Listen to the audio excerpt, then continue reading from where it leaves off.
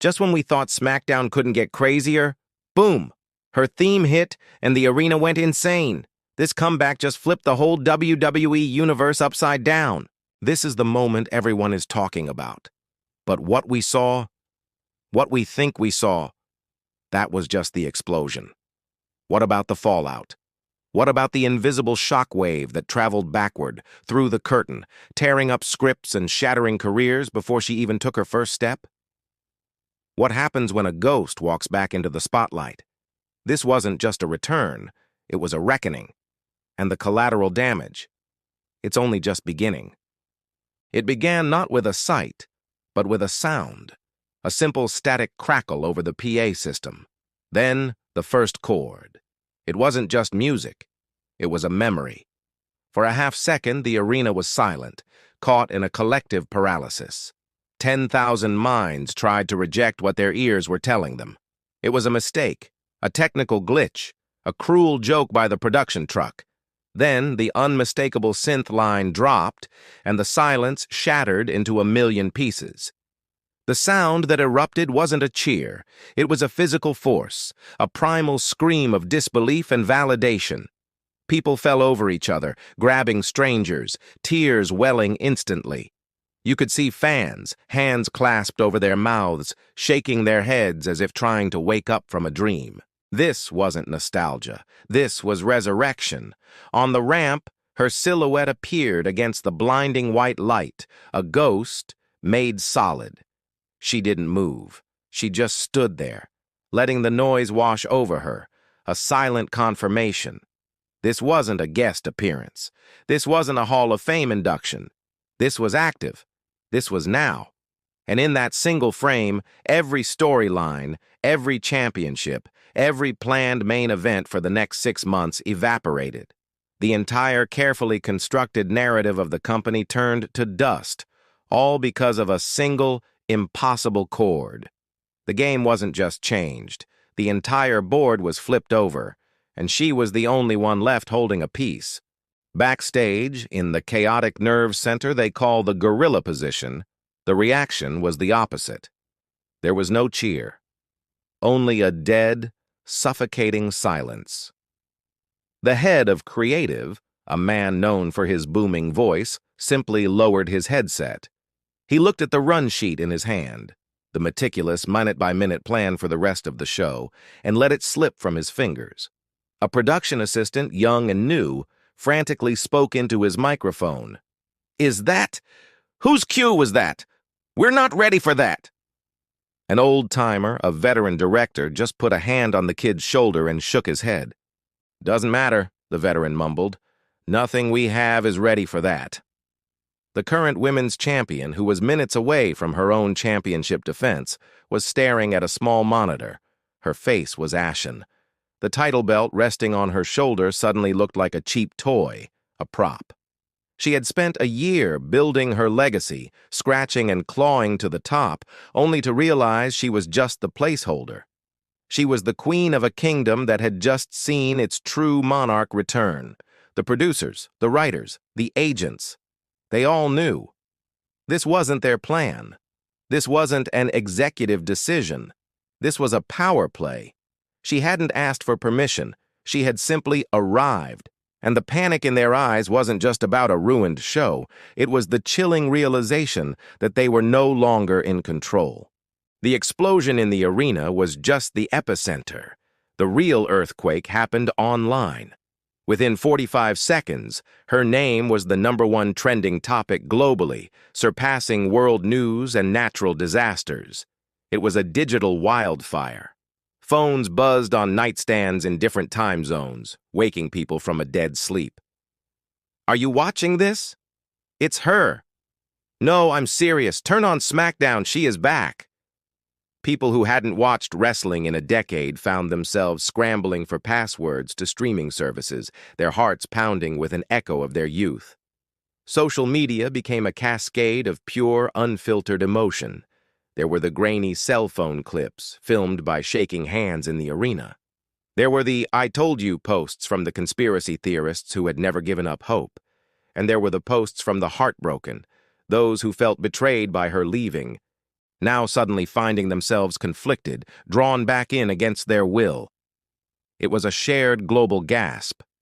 For one night, the cynical, fragmented landscape of the internet unified in a single chorus of, "What?"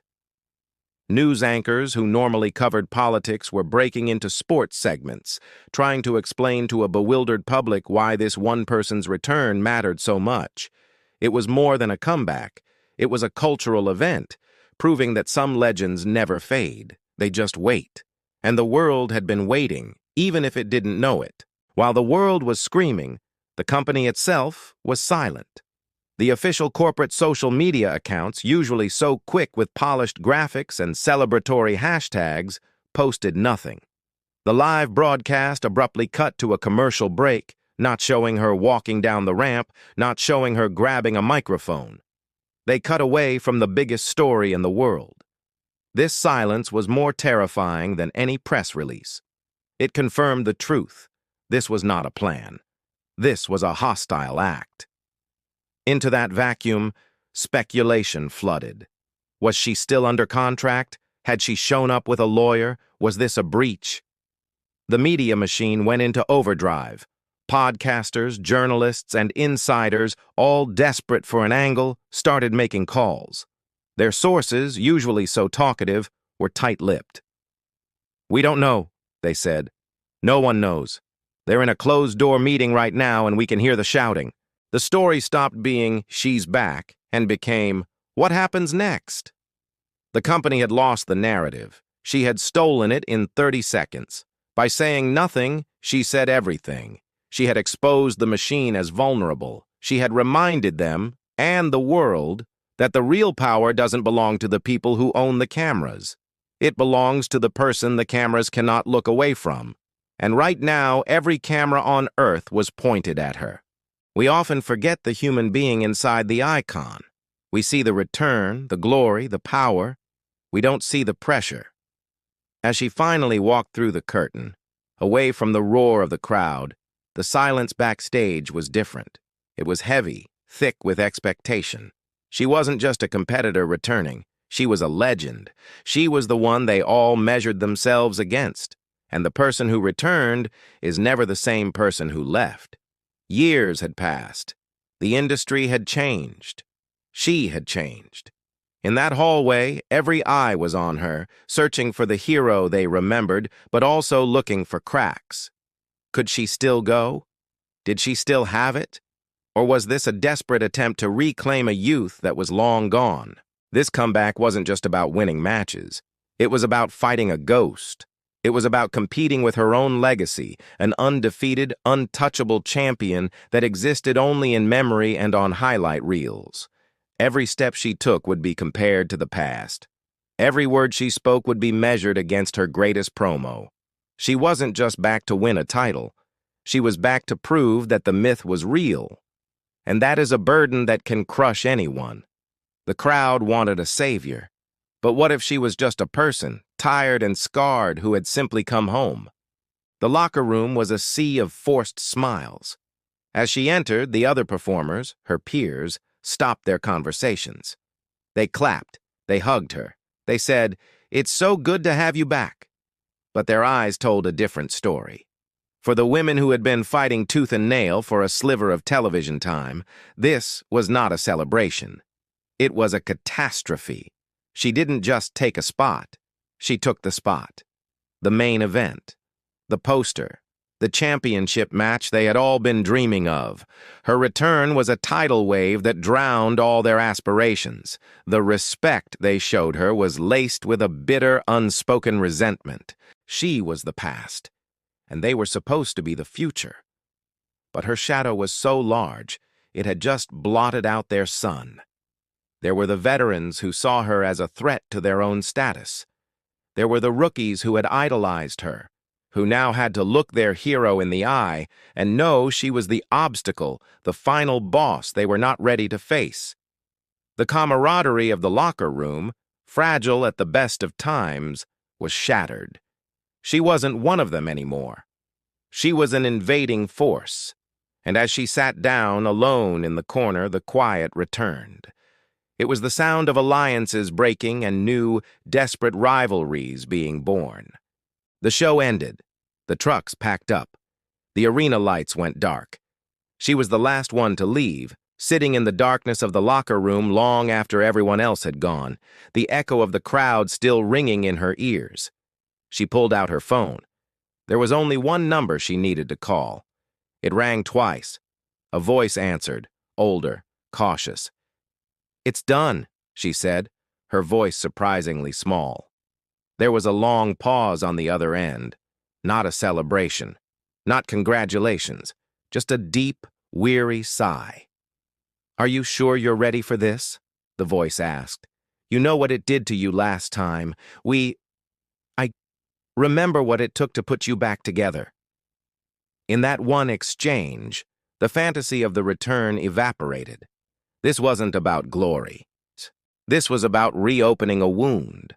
The world saw the triumph, but this voice, the voice from home, remembered the cost, the injuries, the sleepless nights, the isolation, the betrayal that had forced her to leave in the first place. "They didn't just cheer for you," the voice continued softly. "They consumed you, and they will do it again." She closed her eyes. The adrenaline was fading, and in its place the familiar ache was returning, the phantom pain of an old life. "I have to," she whispered. "I don't have a choice." She was back. But she wasn't just fighting for a championship. She was fighting for her life. The next day, she didn't go to the gym. She didn't go to the training facility. She walked, alone, into the corporate headquarters. She bypassed security, who didn't dare stop her, and took the elevator to the top floor. She walked past stunned assistants and into the glass-walled office of the one person who had orchestrated her exit all those years ago. The executive, the boss, the architect of her pain. He was on the phone, but he froze when he saw her. He slowly hung up. He didn't stand. He didn't smile. The mask of corporate power fell away, replaced by something she hadn't seen in him for a very long time. Fear. She didn't speak. She just walked to his window, looking down at the city below. "You broke the agreement," he said, his voice strained, trying to sound authoritative. She turned, her gaze flat, devoid of the fire the crowd saw, replaced by something colder. "You broke me," she replied. "You thought I was gone. You thought I was a memory you could monetize. You put my face on posters, but you never thought I'd come back to collect." He started to bluster, to talk about contracts and litigation. She just held up a hand. "I'm not here to sue you," she said. "I'm not here to take your job. I'm here to take everything else." It was in this moment the executive understood. This wasn't a comeback. This was a hostile takeover. She wasn't an employee. She was the new danger. All week, the media, the fans, the entire ecosystem of the sport focused on one inevitable collision, the returned legend versus the current champion. The champion herself was a wreck. She gave interviews where she tried to sound tough, tried to say the predictable lines. "She may have been great, but this is my era." But her voice trembled. She was a phenomenal athlete, a worthy champion. But she was being suffocated by a ghost. She had become an afterthought in her own story.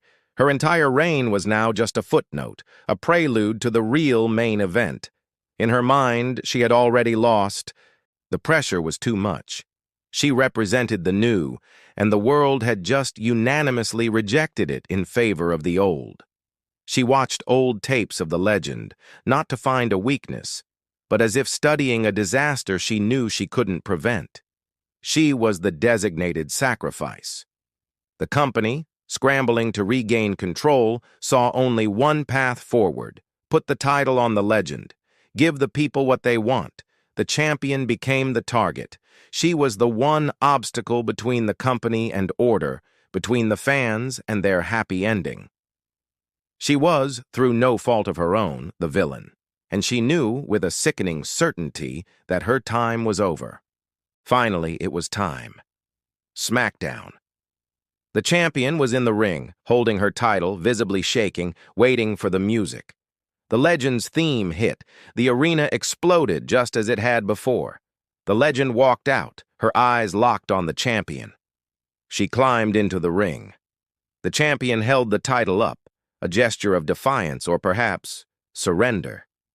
The legend stared at the gold. The crowd was vibrating, ready for the confrontation, and then she did something no one expected. She laughed, a small, dismissive laugh. She turned her back on the champion. She turned her back on the championship belt. The champion's face crumpled in confusion. The crowd's roar softened to a confused murmur. The legend walked right past her, took a microphone, and looked directly into the camera. "You all thought I came back for this?" she said, gesturing to the title. "This cheap piece of tin? This symbol of their control?" She pointed past the ring, past the cameras, up toward the corporate box where the executives were watching. "I didn't come back to be a player. I came back to burn the game. I didn't come back for her." She pointed at the champion. "I came back for him." And in that instant, the champion, the fans, and the company realized the truth. This wasn't a story about wrestling. It was never about the title. It was about revenge. And the return that shook the world wasn't the main event. It was just the beginning.